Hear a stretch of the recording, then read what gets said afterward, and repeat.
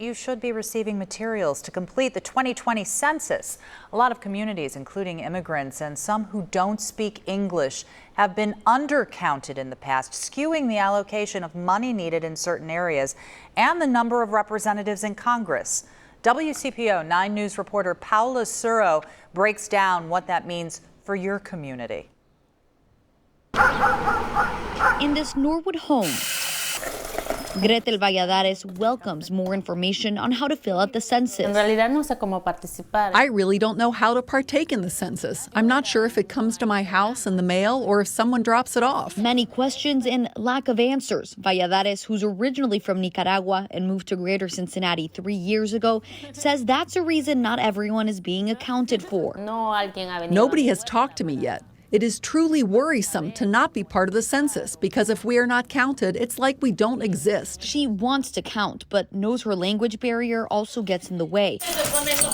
That's why local organizations are making sure to welcome those questions and provide answers for communities undercounted in the past, including immigrants and some who don't speak English. And here at Santa Maria Community Services, one of the ways they're trying to help the Hispanic population is with these pamphlets. They've got some in English and some in Spanish. We are a data-driven environment, so we don't have the numbers to report. I mean, there is not going to be funding for interpreters or bilingual services if there is no numbers that we can back it up. This is how much officials say Cincinnati and Hamilton County could lose for each person not counted, multiplying to more than $18,000 in the span of a decade. Funding for schools, roads, hospitals, so if they know that there is more Spanish-speaking population in certain areas, the sampling will be different. Officials say Cincinnati and Hamilton County lost about $34 billion during an undercount in the 2010 census.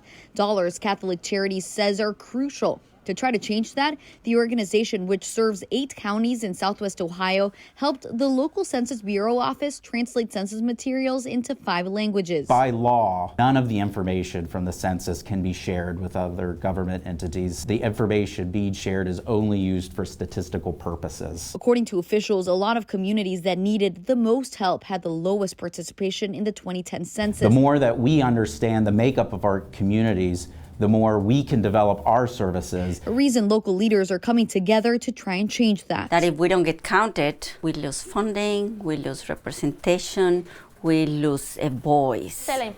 We look for help and there are no programs because maybe there's not enough funding for the community. So yes, it's a big problem. Paula Suro, WCPO 9 News.